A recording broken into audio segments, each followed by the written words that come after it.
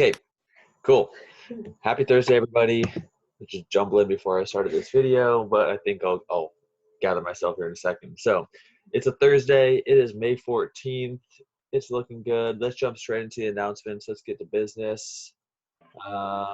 If my computer wants to load, can y'all see the green announcement screen? Because I can't. Try this again. Take two. Boom, there it is. Okay. Same old business as usual, remote learning agenda, RLQs, fill them out if you have any questions. Ed puzzles and assignments due by the 22nd. Most of y'all that are in here have responded to the form, which is the red number 5 down there. But hopefully you're aware of that. If not, again, we have that flexible finish line next Friday, the 22nd, trying to get most everything in by then. Office hours tomorrow, Zoom session, 10 a.m. Maybe see you there. If you have any questions, feel free to stop by, check it out. And now the important stuff, the FAQs and info sheet attached to the classroom post, which allowed y'all to get in here with the link. We mentioned it more directly on Tuesday with detail. I'm not going to really mention it or show it again, but feel free to look on there. It gives a lot of good information about that deadline of 5/22, about the lack of mandatory final. Yes, again, no mandatory final, and the optional project, which you can see as number 6. At this point, I checked about a couple minutes before starting this recording and starting this session. It looked like of all my 3 Algebra 1 classes, about 40 of you had filled it out. So if you are one of the people who had not filled it out, please go back and do so. This allows me to know how you're feeling about your grade and if you want access to the final project. Okay, again, because as you see on number 6, it is optional. You do not need to do it if you don't want to do it. It can only help your grade. It cannot hurt your grade. If you do it and you bomb it, you fail it, I'm just going to pretend like I never saw it. Okay, it'll never go in your grade book. So again, optional final, more info on the FAQ sheet, and please fill out that form if you already haven't. All right, that's all business. Hopefully you kind of understood that. If not, before I move on into today's lesson, let me know if you have any questions by either unmuting yourselves or typing in the chat box, and I'll be happy to answer those. So before we move in, any questions? Sweet. At any time during the lesson today, feel free to ask those questions if you got them, okay? So hopefully, it looks like my iPad is lagging a little based on the screen. I should have moved. It should have moved over to new slides, but it hasn't yet, so I'll make a comment while it loads. Notice at the bottom of the screen, it says T-3 weeks. Technically, that's overstated now. It's T-1 week and 1 day, because when I finish class today, really that finishes up this week, other than maybe doing some work tomorrow, especially if you join the office hours. But keep in mind, y'all, that 3rd week that's alluded to in this announcement screen is actually past that flexible finish line. So if you filled out that form and you say, hey, I'm cool with my grade past the 22nd, where it's at now, really it's only just T-1 week, okay? So there's that. I can reload the agenda here because my iPad is not cooperating. Still not, of course. Do that. Cool, so what are we doing today? We are moving into lesson 18, but first, before we do so, I want to finish up lesson 17 on pages 599 through 602. So if you have your text, please take it out, turn it to page 599. We're going to do problems number 13, 16, and 17. That actually might be on page 600 or 601 at this point. It is culminating our lesson that we talked about on Tuesday. We're going to start there, and then we are going to, as you can see in the Today I Am statement, working to connect past concepts, which were factoring polynomials by using that X chart or GCFs, and the zero product property, which is what we'll start with, to help us solve for polynomial equations in lesson 18. It's basically combining everything that we've done in the last 3 weeks and solving what appear to be difficult equations and are difficult equations, but leaning on past tactics to help us solve those. So without any further ado, let's get this party started. And let's turn it to page 600. All right. On page 600, you see number 12 worked out in front of you. Just kind of a quick review, a little flashback to what we did on Tuesday. We solved this equation that didn't have any colors on it originally. Boom, 7x squared plus 2x equals 0. We looked for two answers because, as we mentioned on Tuesday, there's this thing called the fundamental theorem of algebra, meaning what basically a lot of algebra is based on is the exponent that you see, like this one, the exponent of 2, tells you the number of solutions. So what we did is we went about factoring that equation by looking for the GCF, and we didn't have to use the X chart because notice right from the jump, we only have a group of 2. So when we go about expanding that polynomial to use the X chart, we're basically always trying to get to 2 small groups of 2. And it was already set up for our advantage there in this problem. So we factored out the GCF, X, they both had an X in it. And then we used the zero product property here to say, all right, if we have a product, and we do, a multiplication problem, X times, parentheses, 7x plus 2, and it's equal to 0, money, then we could set each factor x and 7x plus 2 equal to 0 and solve. And that's how we got our, not 1, x equals 0, but 2 solutions. X can be equal to 0 and negative 2/7, or about negative 0.28 if you're a decimal person, as our 2 answers. Now what we're going to do today is we're going to continue working through this, and I want to actually do this, kind of do one more problem here and do problem number 13. And then we'll look at a little bit more advanced problems. But here's the problem on, or here's the issue, to not use that word so often, on problem number 13, is that 1, there's going to be 2 answers. How do I know that? Exponent of 2. Should be 2 answers. I'll write the word in a different way, 2 solutions. It's going to be 2 answers or 2 solutions for x here that make the left side equal to 0. But it's really difficult to solve this because a lot of the way I thought about it when I was first starting to learn algebra and I didn't know the zero product property as well, as I'd be like, hey, try to combine like terms, except for we run into a big issue, and that's these 2 things are not like terms. Why, might you ask? Because that one has a power of 2 and that one doesn't. So we cannot do this because they're not like. So right away, using SADMAP or working backwards using opposites like we did at the beginning of the year is out of the question because we don't have like terms. So what we have to do is try to manipulate this problem by factoring. So first thing we always look for when we're factoring is, do we have a GCF? Okay. And let's take a look. Do I have anything in common amongst all 3 terms? Not just amongst 2 of them, like the obvious red X is here, but amongst all 3. And quickly we see no GCF. So when we're dealing with a trinomial, a 3-term situation, that's what we're dealing with here. Ready? Term 1, 7x squared. Term 2, 2x. And term 3, negative 5. We use, flashback to lessons 14 and 15, our beloved X table method. So that's what we're going to do. And I'm going to erase all that green here. We're going to use the X table method to help us solve this. And we'll already repeat why this is important and why this is useful, like kind of as we go throughout it, and especially kind of review it at the end of this problem. But let's just start working on the business that we know we want to do, and that's that X table. So here's my big old X to represent my X table. And I'm just going to walk us through this. This is the first one today. The top of our X is populated with a product of 7 times negative 5. Now, we know what that means. 7 times negative 5 gives us an outcome of negative 35. Sweet. And the bottom of our table is just basically dropping down that middle term. For those of you who are super familiar with that Edpuzzle question of what is the A, B, and C, here's how we get that. The A, 7 times the C, negative 5, gets us up top, and the B, the 2, the middle term, drops on down low. So there's our X table, cruising.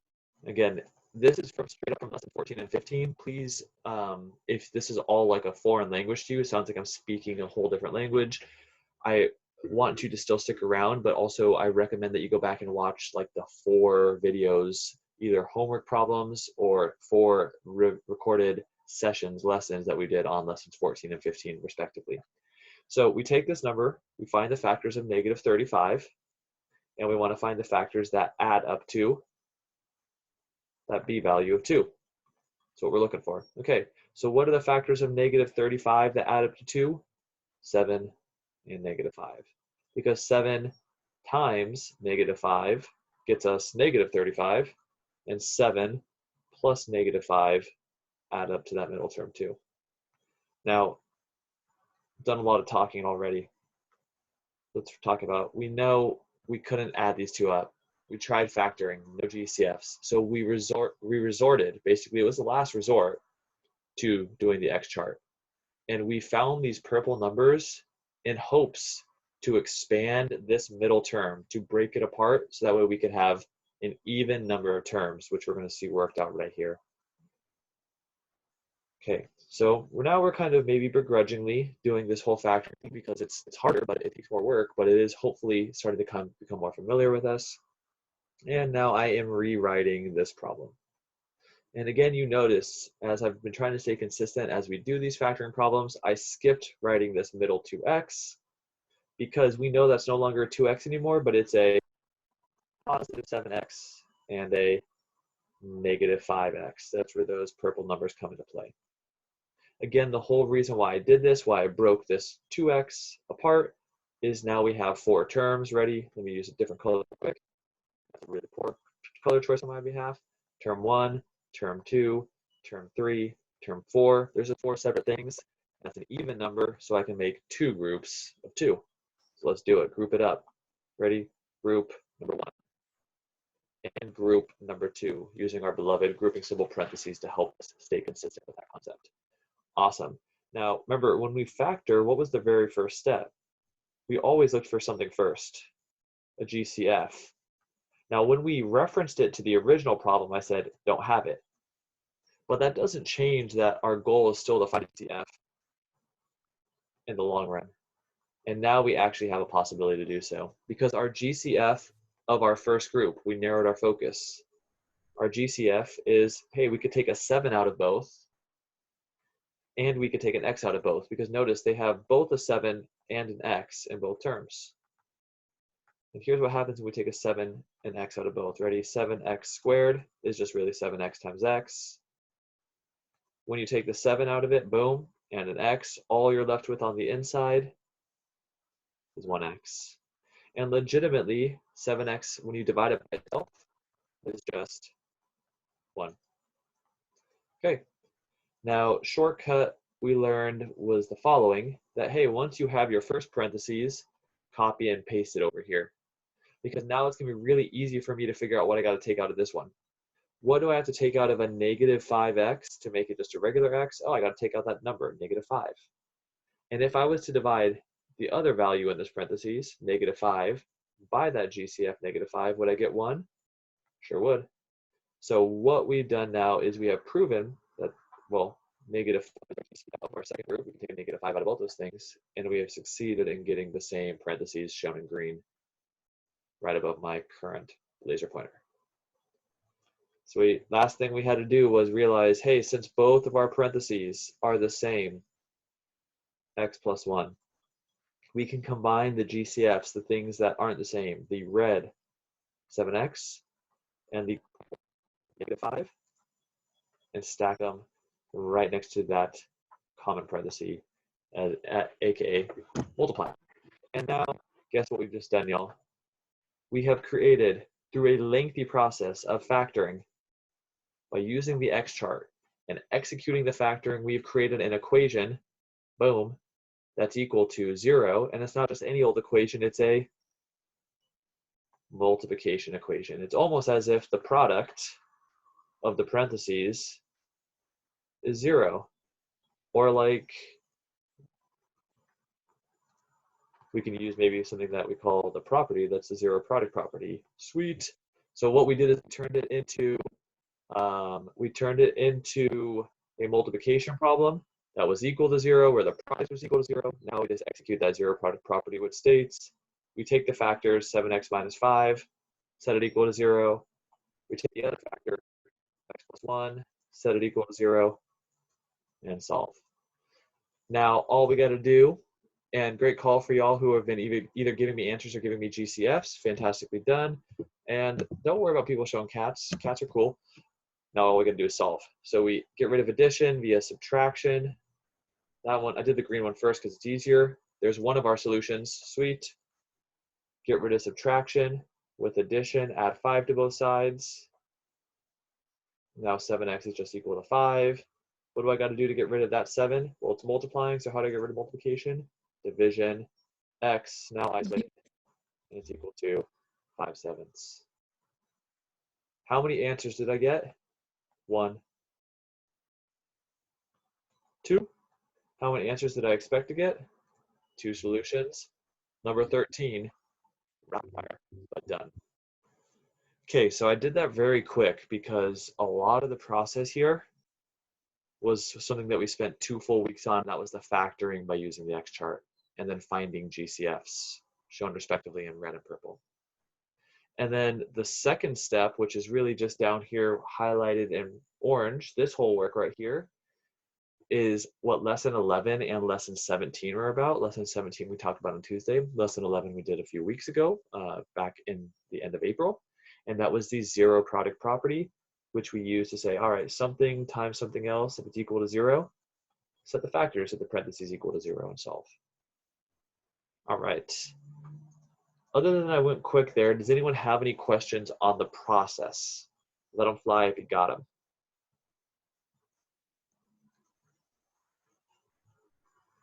Questions, comments, concerns?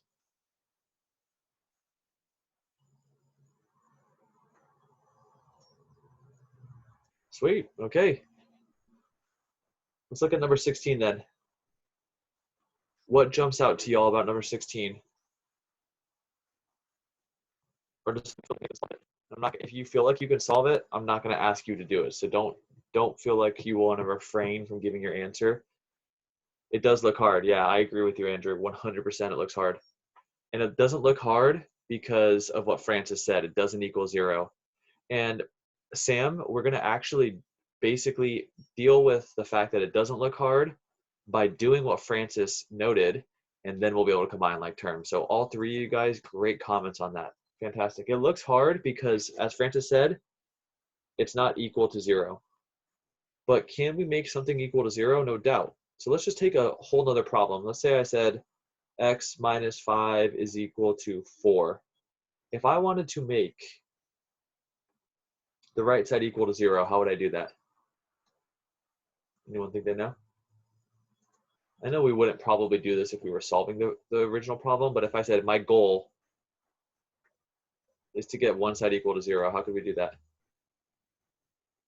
If we add 5, Andrew, while it would tell us what x is equal to, would it make that side equal to 0? Nah, it would not, because then we would have x equals 9. I want to make this side equal to 0. It's kind of counterintuitive from what we did originally, but I just exactly, great answer. If I wanted to make one side equal to 0, I would just get rid of it over here. Meaning, how do I get rid of a positive 4? I subtract it. So I would subtract 4 from both sides. Now it seems weird because we hadn't needed to think that way yet. But the way that we can combat the knowledge that this looks hard is by setting this side equal to 0. And here's how we can do that. Ready? If I want to get rid of an x squared, I subtract it. So I'm going to subtract my x squared from both sides. If I want to get rid of a minus x, how do you think I get rid of a negative x? Well, I do the opposite of subtraction. I add x to both sides. And I'm just going to do these 2 steps first. Ready? When I subtract x squared from x squared, it's gone. And when I add x to a minus x, it's gone. So let me rewrite this problem now, and we can actually execute what Sam was saying to combine like terms here. Because let's focus on the greens. Ready? 2x squared minus x squared is what? Just 1 x squared. You have 2 of anything. 2 of anything minus 1 of the same thing. You just get left with 1 of them. So 2x squared minus 1x squared is 1x squared. What's going to be the outcome of this red addition problem? 11x plus x. Well, 12x. And Francis, you're right on it, man. I like the fact that you already started trying to move things around. Oh, Francis, I see what you did. You subtracted it the other way. I like it. Francis, if you're seeing what's in the group chat, he subtracted 2x squared and moved everything over to the right. Totally fair game, man. You could totally do that. But at this point, the way that I was working it out, we're here. Is this equal to 0 yet? No. So I'm just going to do one more step, and you could do it all in one step, but I'm going to get rid of the minus 32 by adding 32 to both sides. And when I do so, guess what I have over here on the right side? 0. That's good. And what do I have on the right side? Well, an x squared plus a 12x plus a 32. Now, why didn't I add any of these things up? Because they're not like terms. So I really just rewrote it in that form. And now guess what I have, y'all? With a little bit of manipulation, I set one side equal to 0. Oops, I wasn't supposed to do that. I'm trying to highlight. Set one side equal to 0 by getting rid of all of this stuff using opposites and moving it over to the left. Francis went about doing it by moving all the stuff on the left to the right. It's just a matter of preference. And now that we're here, does that look like a problem we can solve? No doubt, because we can lean on what we just did, number 13. And what am I going to have to do here to solve this problem? Factor. Because factors are things that multiply. And if I could turn this problem into a multiplication problem, and it's equal to 0, then what can I use? The 0 product property. So now we got to go through the business of factoring, but at least we have some sort of semblance of what we're doing, some sort of understanding of what we're doing. So let's ready. Let's factor this thing. What are the factors of 1 times 32? 32. The add up to our middle, 12. Anyone think they know the factors of 32 out of 12?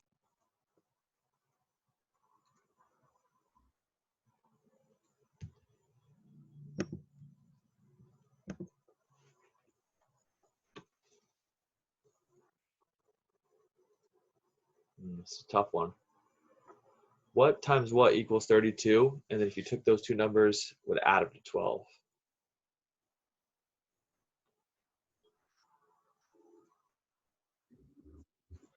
Yeah, 4 and 8. Here we go. 4 times 8 make 32. And conversely, opposite direction, 4 plus 8 makes 12. So now what we've done is we have the ability to rewrite this problem as x squared, and those numbers Francis just gave us, plus 4x plus 8x equals 32. Cool. Now all we got to do is group them up, narrow our focus. So we expanded it to narrow our focus. Yeah, great call, Ashley. And now we can with both of these two terms highlighted in orange. Well, they both have an x in it, so let's take that x out. You take an x out of an x squared, you get an x. You take the x out of 4, you get, you take the x out of 4x, you get 4. What can I take out of both of these two terms? 8x and 32. Anyone have a hunch? I know y'all know what this is. What can I take out of both of these two terms with the two underlines? 8, good call, Caitlin. So we could take an 8 out of both those things. And sure enough, when you divide 8x by 8, like literally if you took the 8 out of 8x, you'd only have an x left. And if you divide 32 by 8, you get 4. And sure enough, my little shortcut of putting the parentheses the same was actually manifested just in a different way. So now that our parentheses are the same, we can combine our orange things, our GCFs, x plus 8. And I'm just going to write this next one in black, times x plus 4. And guess what? Has our equal to sign and what this whole equation is equal to yet changed? Nope. So what we have just done, everyone, through a little bit of manipulation, and a lot of manipulation is a better way of saying it, we moved everything over to one side. I moved it all over to the left side, so it could be set equal to 0. And then I took this trinomial, this quadratic, this polynomial for many different names. But basically, I took this 3-term multicolored thing where my laser pointer is, and I factored it. So that way we can have factors, aka a multiplication problem that's equal to 0. So we could execute the final step, the 0 product property, and we could set the factors, the parentheses, individually equal to 0 and solve. Now this is quick work. This is like flashback to September, x equals -8, boom. Get rid of addition of 4 by subtracting 4 from both sides, x equals -4, sweet. How many solutions did I expect to have? 2. How many solutions do I have? 2. Nice. Okay. That is probably the hardest problem that we're going to deal with and see in this lesson, and arguably the hardest problem perhaps in, I don't know, maybe even this whole year. Because this problem, as Andrew astutely put in the beginning, looks really hard, but our goal was executed by setting it all equal to 0, moving it to one side, turning it into a multiplication problem by factoring, so we could use the zero product property to do really easy equations that only involve subtraction to solve. Sweet. Any questions on number 16 before we cruise into number 17?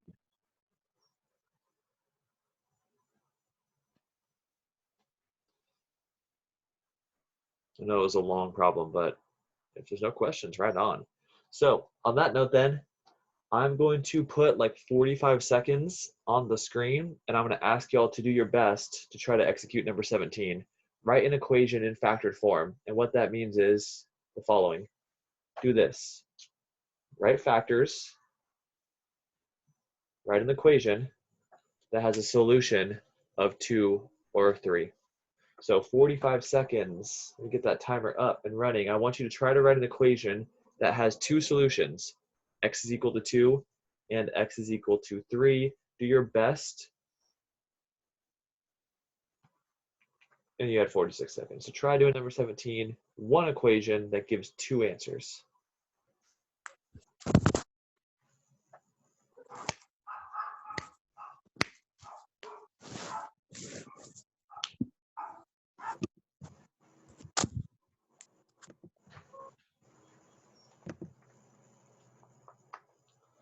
And if you think you know what your answer is, you don't have to wait for the timer to go off. You can either type it in the chat box, or y'all know you can unmute yourselves and let me know.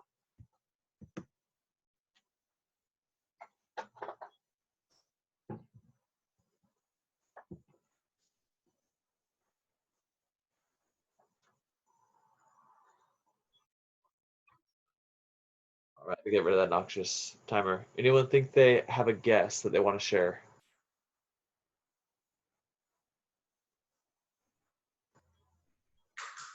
An equation in factor form. Equal sign if it's an equation. Factors mean multiples, so there's one factor, there's another factor.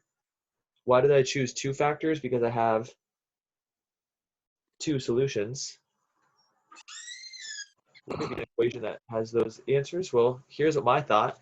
Why do we always factor things? They got to be equal to 0. It's super close, man. Super, super close. I like that.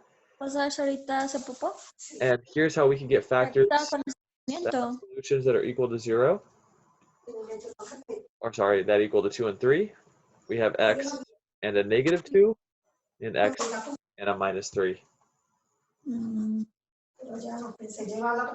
It's right here. Okay. X minus 2, X minus 3. Yeah, great call, great call. I got it. I got a correct answer there. Francis, I saw exactly where you got your answers from, and it was perfect, man.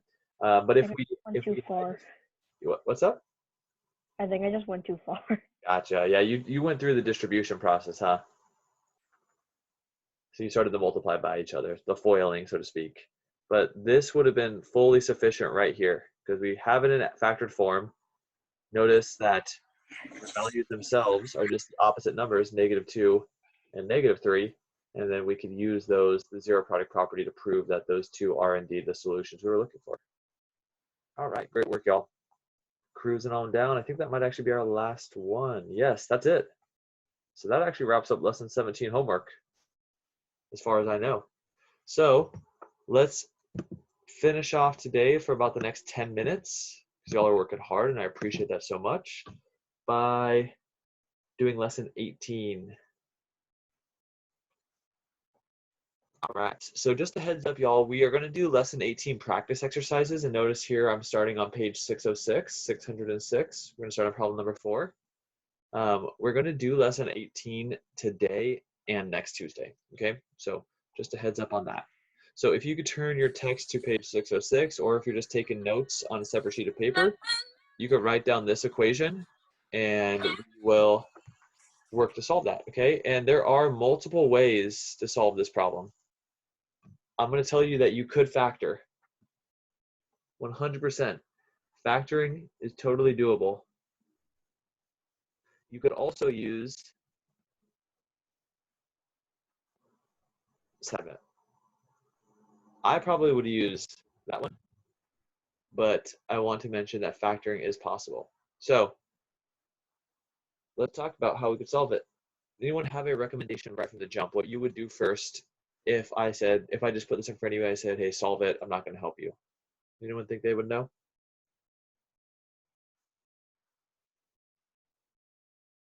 Right on, yeah. StatMap says, hey, get rid of subtraction by working backwards using opposites. We get rid of subtraction by using addition. And notice Andrew chose to get rid of that before the 3 and the x squared because we get rid of the easy stuff first. 9 to both sides, and he's already on it. Once we do so, we're here. Then he said, all right, we want to get rid of multiplication by division. Then we divide by 3 on both sides, and we are all red and blue now. Just have an x squared on the left side, getting closer to just having an x. And 9 divided by 3 is 3. So now, after adding and dividing, we are much closer to an isolated x. But is x by itself yet? No. That's an exponent. Anyone remember what the opposite of an exponent is? So I'll write our StatMap tool up here, by the way. Andrew got rid of subtraction first with our green step. We didn't have any addition. We didn't have any division. He got rid of his multiplication with our orange step. And great call, Andrew, and multiple other answers that I got that we can get rid of a square with its inverse, its opposite operation, which is the square root. If we square root one side, you better bet property of equality says you got to square root the other. And when we square root a square, what are we left with? Just the base, the thing that's square. That's the base. And when we square root 3, that's not a perfect square, meaning you're not going to get a regular number, an integer answer. So what we would do is cruise on over to a calculator, which I'll pull up right now. Use my Desmos scientific calculator. Y'all know I love this one. And I'm going to hit my square root button near the bottom left-hand side of my screen, right beneath the a squared or the main word. Right there, boom. I'm going to type in the integer 3. And sure enough, I'm going to approximate this just to the nearest tenths place. I'm going to say it's about 1.7.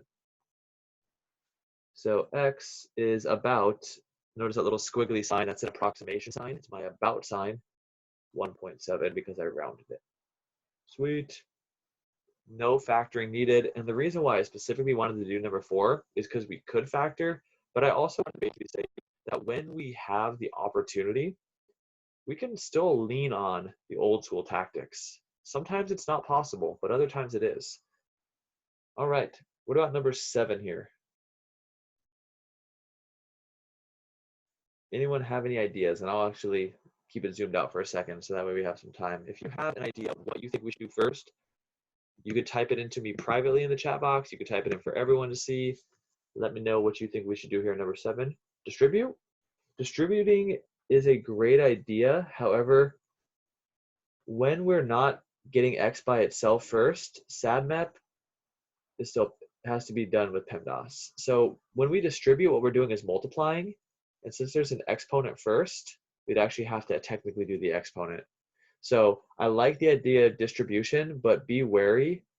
Anytime you have an exponent and an opportunity for distribution, you got to do the exponent first, which means realistically this equation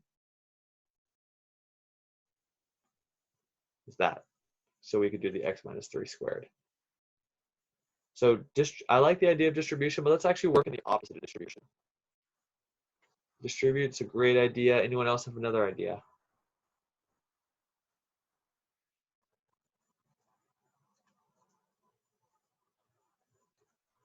This one's tough. Let's talk about what our goal is. What is our goal to solve for that thing? What's happening to that x right now, I'm going to claim that there's 3 things happening to x. It's being subtracted by 3. But notice that being subtracted by 3 is in parentheses. Spelled parentheses wrong. Okay, I think so. That's really, really chicken scratch writing there. But it's being subtracted by 3, okay? That's the main thing. But it's stuck inside our parentheses. Another thing that's happening is that that parentheses is being squared. It has an exponent.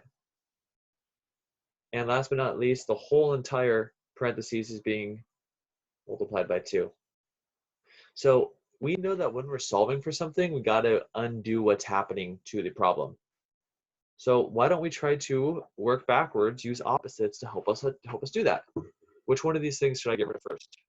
Keep in mind, y'all, that the subtracted by 3 is in parentheses. I think that actually is the proper way to spell it. I don't know why I had a brain fart the first time. Anyone think they know what we should do first here? We have 3 things happening: subtraction, squaring, multiplication.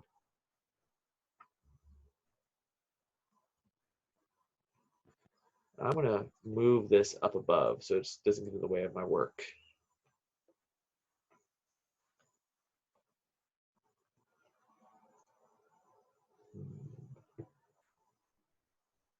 Well, when we came up with the idea of distribution is really the same thing as multiplication. So if something is being multiplied or distributed, how could I get rid of multiplication? Divide. So what would happen if I divided both sides by 2? Well, these 2 2's on the left side would cancel each other out, leaving me with just what? Well, the parentheses and the exponent, the x minus 3. Now x minus 3 squared is all that we have on the left side of our equal sign. What is 12 divided by 2? That's easy. We got that. 6. Thanks, 3rd grade math. We know how to do 12 divided by 2. Cool. Now guess what? We've gotten rid of the multiplication. Boom. That's off the checklist. What should I get rid of now? Anyone have a thought?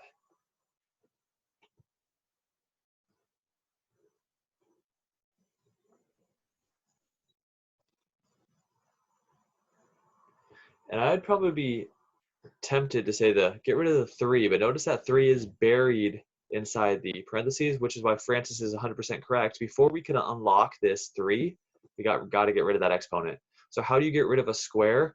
Y'all told me last time that to get rid of a square, we got to square root.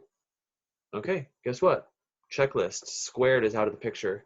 Because when you square, they undo each other, meaning all you have left is now what was being squared, the x minus 3. Great call, Francis. Anyone know what the square root of 6 is off the top of my head? I mean, off the top of their head? I said my because I don't know either. So what we can do is bring it on back to our beloved calculator, hit square root of 6, and let's round it to the nearest, this is a little tricky one. Let's round it to the nearest hundredth because that thousands place is 9. So we'll go about 2.45. 2.45. So the square root of 6, we'll do a little approximation here, is about 2.45. Let me write that actually in blue so we can see it as an execution of the square root of 6. So what we've just done, y'all, is we got rid of the multiplication by dividing. We know that step. We know how to do that. We got rid of the exponent per Francis's recommendation by using the opposite of a square, which is a square root. And now we're here. Guess what? Nothing is touching that parenthesis anymore, so it's unnecessary. And now comes the best part of this problem. How do we get rid of subtraction? We add it on up. C of minus 3. X is now approximately, because again, we rounded, so I just want to be really accurate there, 2.45 plus 3, aka 3.00. Add up our hundreds, our tens place, and then 3 plus 2 is 5. We succeeded in solving for what we think x is, step by step by step. Boom. Right there, number 7. So really what we're seeing here in our first example of lesson 18 is that although we can use factoring and the zero product property like we started off today's lesson, it's just one tool. The best tool, the most used tool, is the one that we've been doing all along. So this whole process over the last month has really shown us that there are many ways to solve an equation, and you learned one to help you solve for very difficult equations, which was what we did earlier, setting it equal to 0 and factoring. But sometimes when you already have a group of 2, you don't need to go about that business.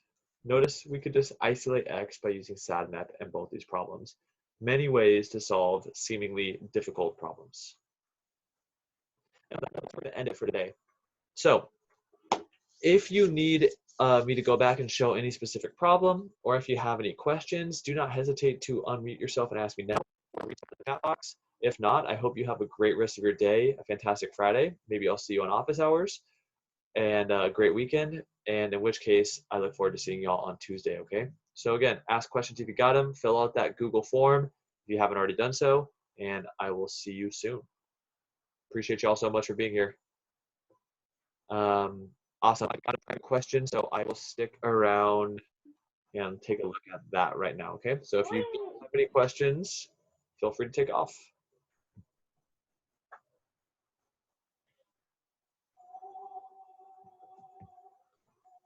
Stop this recording.